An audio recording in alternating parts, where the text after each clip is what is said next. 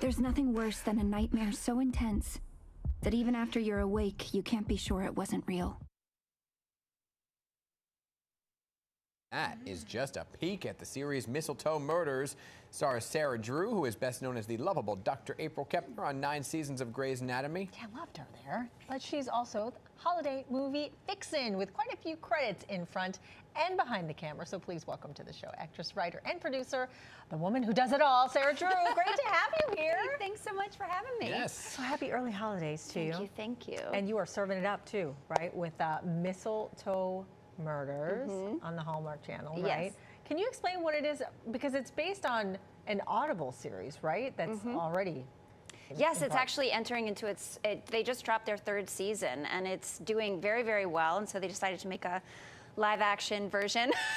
Very nice. But it's a really interesting show that combines 2 beloved genres, the mystery and the Christmas genre, and it's sort of a cozy Christmas story, if you will. But I like that Christmas story. Okay. Yes, it's it's really, really fun too because my character owns a Christmas shop and is crazy for Christmas, cuckoo for Christmas. But then people start to die, and you quickly discover that she possesses these skills that a retail shop owner should not possess, and she's got some secrets. My mother's probably ready. She's all Hallmark all the time. Well, it's the new streaming service called Hallmark Plus, Oh, and she's so there. we've got 1 more episode of the season, which drops this Thursday. Very Okay. nice. 6 episodes and 3 full mysteries. So every 2 episodes we solve it. Okay, are you Christmas cuckoo in real life? I'm a little Christmas cuckoo. I do find that I often over elf. So by the time the end, like we get to New Year's, I'm like, I'm gonna die. Yeah. I'm actually gonna die. There's so much magic that I brought. I'm so tired. Yeah. But you star in it. You're the producer. Yes. I mean, why do you think this kind of mystery though gets so much attention? I think there's something about both, actually, the Christmas genre and the mystery genre. People keep coming back to it because they know that at the end of it, everything will be okay. You settle in and you take these twists and turns, but you know that there will be repair after rupture. And I think there's so much in life where there isn't repair and there isn't resolution. So there's a thing that draws us into stories like Yes. So, although people did die in this year. that. It's fine, guys. It's It's fine. It's fine. And Nothing to it's a see very here. small town. There are a lot of people dying in this very small town. But it's cool. It's cool. It's great. It's great. And Merry Christmas.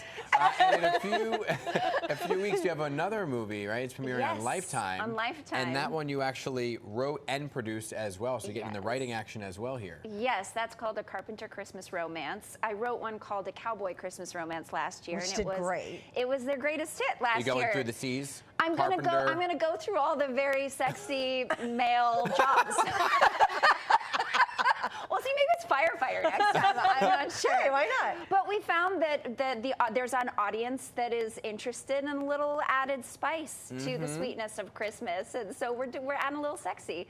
You can see his Mitchell's shirtless. Well, not right now, but he was shirtless a second ago.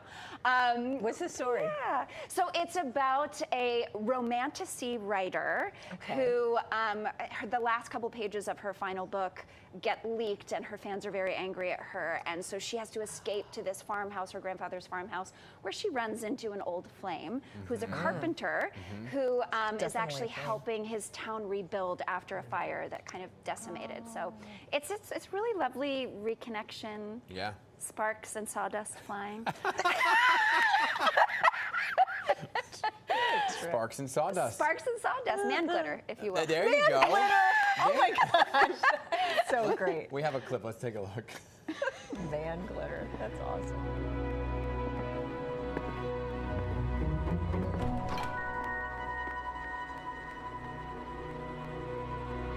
Can I help you?